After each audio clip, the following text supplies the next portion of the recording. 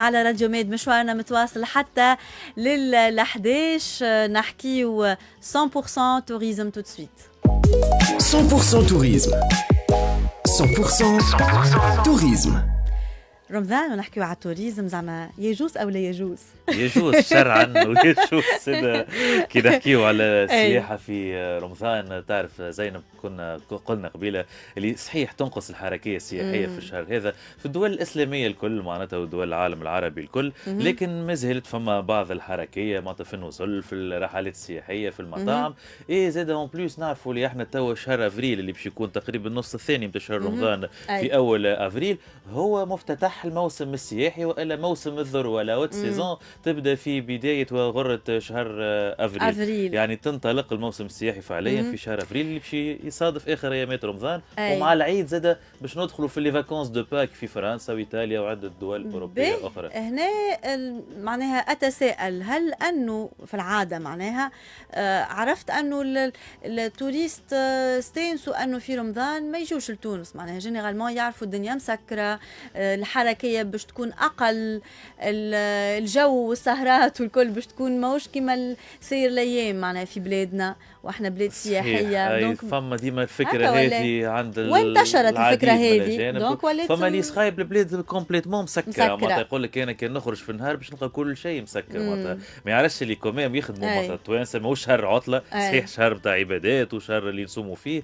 لكن زاد شهر نتاع عمل ونخدموا فيه بون النسق نتاع العمل اللي يتغير اوقات العمل تتبدل، لكن راهو كي باش تخرج باش تلقى اسواق مفتوحه، محلات الصناعات التقليديه يخدموا كما العاده، فما مطاعم سياحيه معناتها ديستيني للناس اللي ما تصومش في رمضان ولا حتى للأجانب كيف ينجموا زاد يتناولوا فيها الوجبات نتاعهم ولا يشربوا فيها قهوه. شو يزلنا نقبلوا انه فما قهوه تنجم تحل وريستوران ينجم يحل، هذه نشوفها حاجه عاديه. انا من اول الدنيا معناتها في تونس كانت موجوده انا جديده علينا. اي ما قبل مهدي ممكن نلقاهم يلقاها مغطيه بالجرايد ومغطيه والعباد تحشم باش تدخل تشرب قهوتها. مغطيه يمكن احتراما زعما المشاعر الناس اللي تمر في الشارع. مشاعر انا ما قلقنيش، هذا هو التبرير الوحيد اللي نجموا نفهموه من التغطيه حاجه غلطه على الاخر. انا نشوفها اذا كان انت نيتك انه باش تحل الناس، خاطر عندنا برشا توريست يعيشوا بيناتنا، عندنا برشا ناس دي ريزيدون نحكي، مش نحكي على توريست، معنا نحكي على ناس مقيمين اجانب مقيمين في بلادنا بالضبط. وفما دي توريست اللي يجيو باش يتعداو ويشرب قهوه ياخذ جو ياخذ حاجات يشرب يفطر فطور الصباح مثلا يحب يخرج ويشوف البلاد اكثر.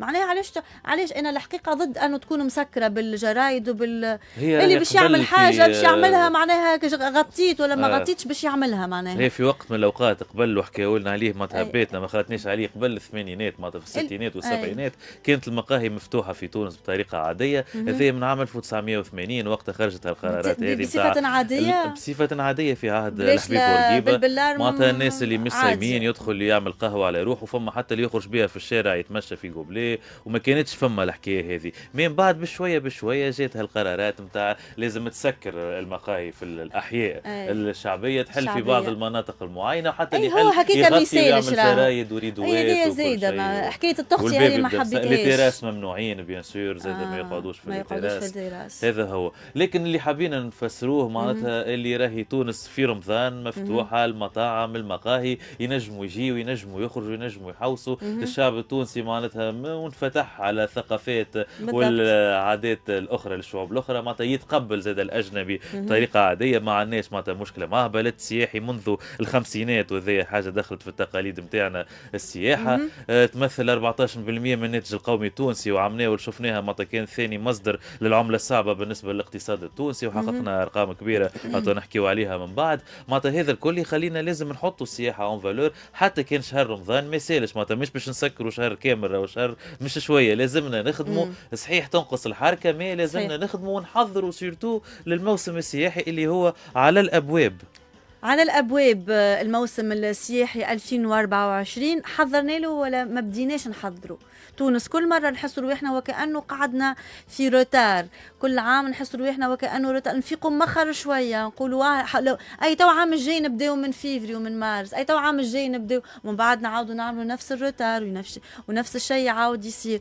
سنة تكررت هالاخطاء هذه والا يمكن نوعا ما حاولنا انه نتدارك الامر وانه نصلحه من اخطاء الماضي؟ مهدي هي زينب صحيح، بون حضروا فيفري ومارس كما قلت انت كل عام وقتها نتفكروا سياحه، مي راهوش مخر شويه فيفري ومارس، خاطر فيفري ومارس سي شنيا مازال شهر على انطلاق الموسم، معناتها من المفروض رانا دوبل توفا سيزون، معناتها من شهر اكتوبر وفي الموسم السياحي الفارط، وقتها نبداو نحضروا للموسم السياحي القادم نتاع 2024، معناتها السنه مثلا في اكتوبر 2024 نحضروا ل 2025 افريل 2025 ديجا، خاصه وانه الطقس تبدل، ولينا عندنا مثلا احنا تو في مارس الناس نجم تعوم، خلي الاجانب معناها احنا التوانسه فما توانسه قاعدين يعوموا في الوقت هذا بالذات، معناها شبيك 27 و28 وصلنا حتى 30 درجه الايام اللي فاتوا، ومن المنتظر السنه الدرجات باش تزيد ترتفع نتاع الحراره اكثر يمكن من السنه. هذا يرجع للمناخ اللي قاعد يتبدل بالضبط.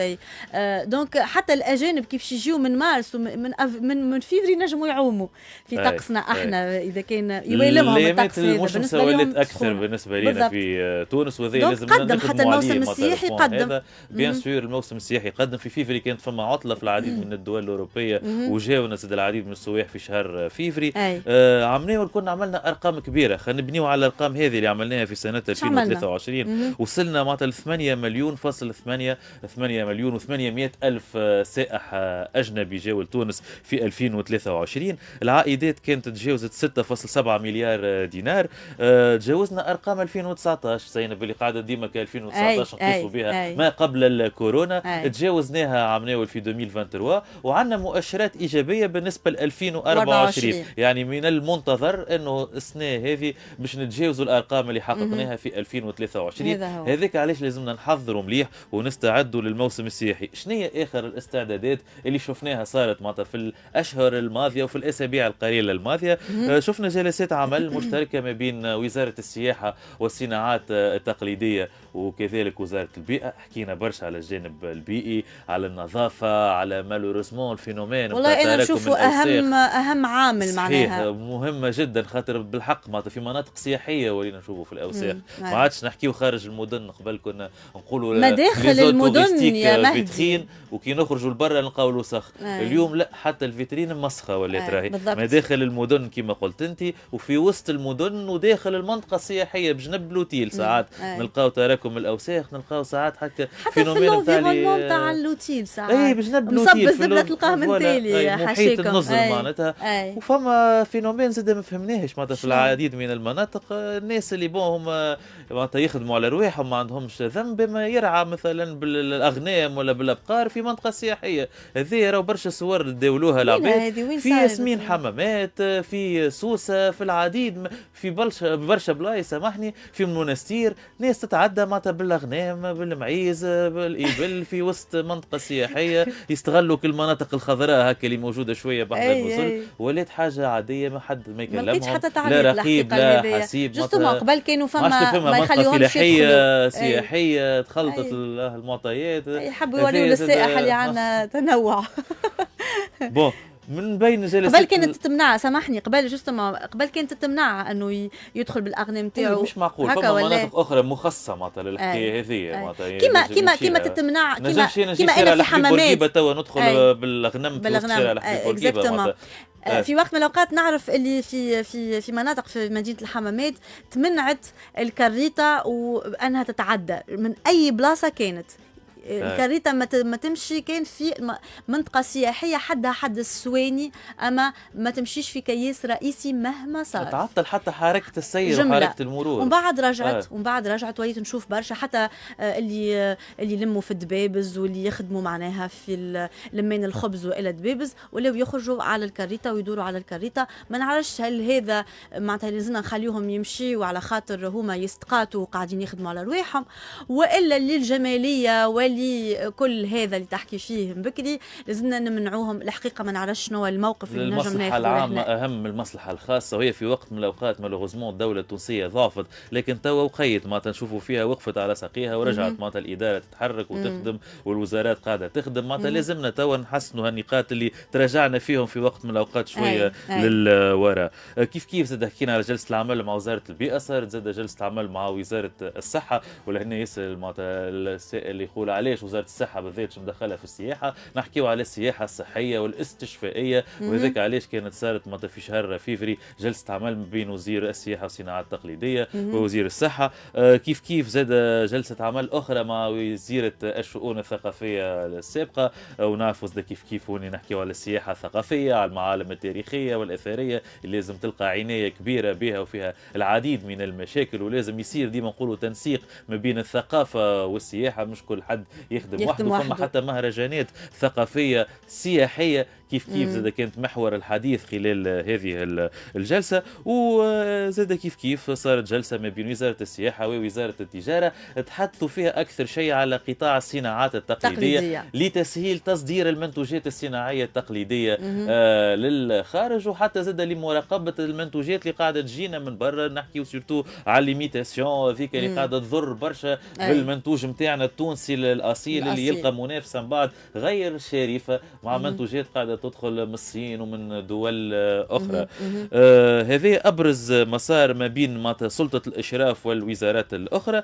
لكن زاد فما كانت المشاركه في المعارض الدوليه واللي هي مهمه برشا. تعرفوا مؤخرا في شهر مارس، نهار 5 مارس كان صار ITB برلين اللي هو صالون سياحه كبير من اكبر الصالونات في العالم، يصير كل عام في المانيا في برلين لمده 3 ايام. شارك فيه الديوان الوطني التونسي للسياحه. الوكالات الاسفار كانت موجوده للتعريف معناتها بالمنتجات نتاعها، باللي برودوي اللي يبيعوا فيهم، باللي سيركوي توريستيك اللي يبيعوا فيهم. الجامعات المهنيه المختلفه كانت موجوده في الصالون هذا في برلين. كيف كيف زاد في شهر فيفري، في بدايه شهر فيفري كانت عندنا مشاركه في بلجيكا في صالون سياحه ببروكسل. وزاره السياحه والديوان كانوا موجودين فيه الى جانب الجامعات المهنيه. السيد وزير السياحه محمد معز بالحسين كانت ليه زاد لقاءات في الاسابيع الفارطه مع بعض سفراء الدول الاجانب في تونس كما السفير الايطالي، السفير البلجيكي، سفير الاتحاد الاوروبي. وزاد كانت فما لقاءات مع الجامعات المهنيه ما بين السيد الوزير والجامعه التونسيه لوكالات الاسفار. وكيف كيف زاد السيد المدير العام للديوان الوطني التونسي للسياحه حلمي حسين كان تقابل مع وفد من الجامعه التونسيه المهنيه المشتركه للسياحه لافيدوتي. وزاد وفد من الجامعه التونسيه لادلاء السياحه. نهار 12 مارس كانت جمعتهم جلسه عمل رسميه بمقر الديوان. الجلسات هذه كل زاد مهمه ما بين المهنيين وسلطه الاشراف ديما قبل ما ينطلق الموسم حتى يوصلوا شنية المشاغل نتاعهم، شنية اهم المشاكل اللي عندهم باش نلقاو لها الحل قبل ما ندخلوا في اللاوت سيزون وفي الموسم الذروه. وحاجه باهيه سناء اللي لاحظنا اللي ما عادش فما جلسات وكهو، مي بعد الجلسات قاعدين نمروا اون باس لاكسيون. معناتها فما تنسيق ما بين الوزاره والمهنيين، فما برشا نقاط خدمت عليها توا، خدم عليها سورتو الديوان الوطني التونسي للسياحه وتجاوب مع طلبات المهنيين فيهم.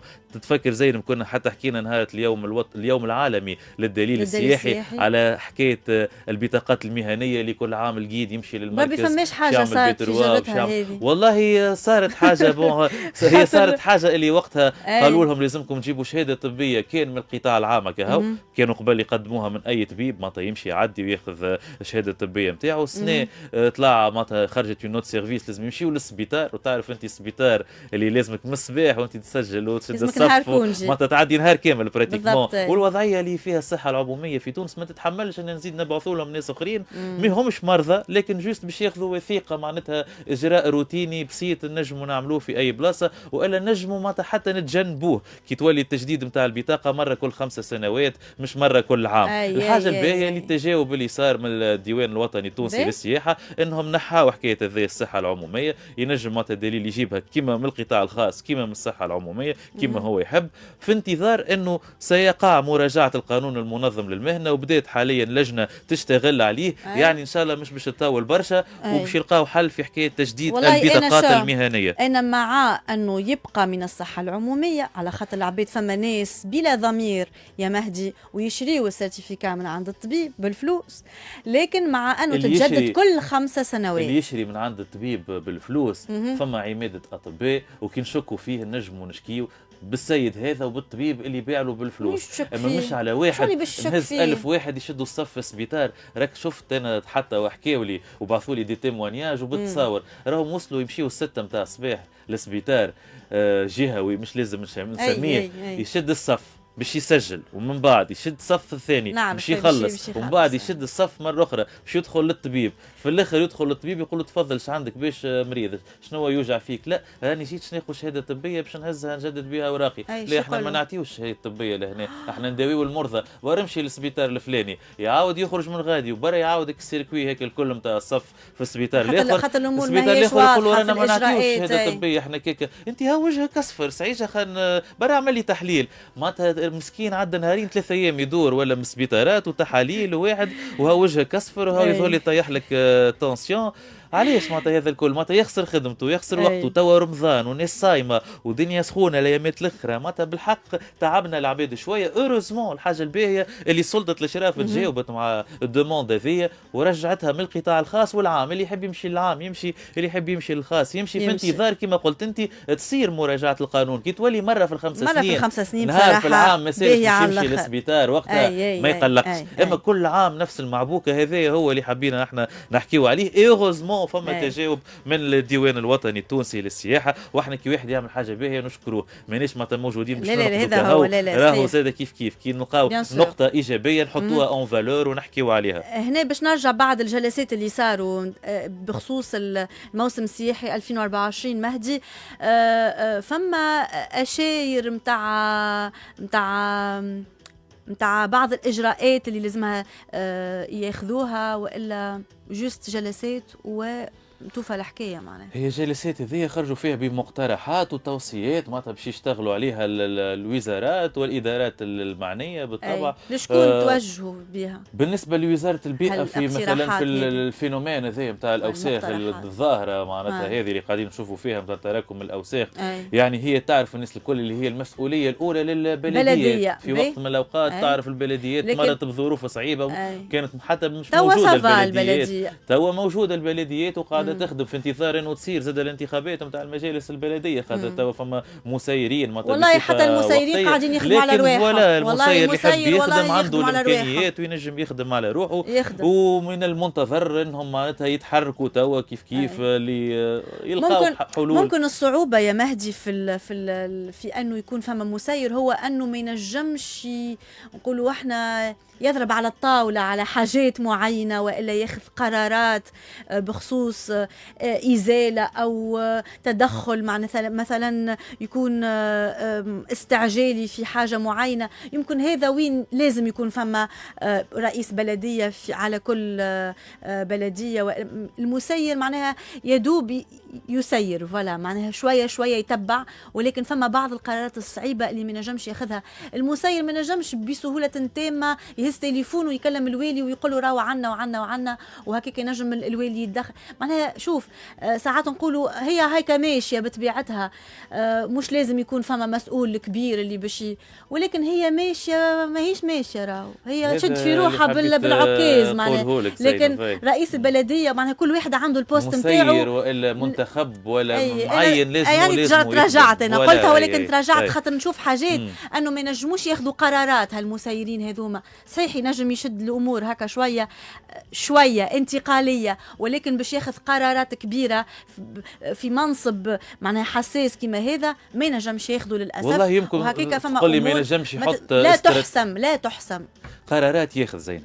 ما ينجمش يحط يمكن استراتيجيه لون تيرم مويان تيرم. اما قرار فما قرارات لا فما نقاط واضحه. فما ساعات مخالفه قدامك تشوف انت في كاميون كل نهار يجي في منطقه معينه ويحط فيك الفضلات والا يحط فيك اللي ديشين تاع البني. هذوما قانونها واضح. تبعث له عندك شرطه بلديه يا مهدي هذوما قانونهم واضح معناها حاجه واضحه شفناها دونك اوتوماتيكمون باش تمشي تقول له ما نبه عليه والا باش تعطيه خطيه ولا غيره. لكن فما حاجات اخرى اكيد اللي ما نجمش اي شخص ياخذ فيها قرارات مصيريه. احنا عطينا يبدا بالساهل ما يسالش ما نمشيوش للصعيد. عطينا ابدا بالساهل. اعمل حتى توعيه باهي يا خويا تعرفش كيف اخدم مع المجتمع المدني. كي انت صعيب عليك هما الجمعيات في العديد من المناطق ونشوفوهم وحدهم يهبطوا وينظفوا ويلموا على الشط وفي الكياس ويزوا صغار. مجتمع مدني وجمعيات ساعات يعملوا هكا ولا اي نسق معاهم، اعطيهم حتى شويه لي مويا اللي عندك انت اللي عندهم هما بشويه تبرعات، وخلي لك الصغار يتفرجوا هما بيدهم في المكتب غدوه نعملوا لهم هكا اون كومباني دو سونسيبيليزاسيون يوليو ما عادش يلوحوا في القاع بشويه بشويه. هذا يجي راهو كي تبدا فما اراده حتى ما عندناش امكانيات كبيره نجموا نعملوا تغيير. ان شاء الله التغيير هذا يصير في اقرب الاوقات. نحكي هنا على نظافه المدن نتاعنا ونظافه مداخل المدن نتاعنا ونظافه البيئه والمحيط نتاعنا اللي مهم برشا اليوم. صورتنا صحتنا قبل كل شيء وصحه اطفالنا، لانه نعرفوا شنو ينجم يخلف من مضار صحيه علينا وعلى صغارنا، وهذا كيف المنظر اللي نجم يجي السائح ويلقاه في بلادنا. كانت هذه 100% توريزم لليوم. 100% توريزم.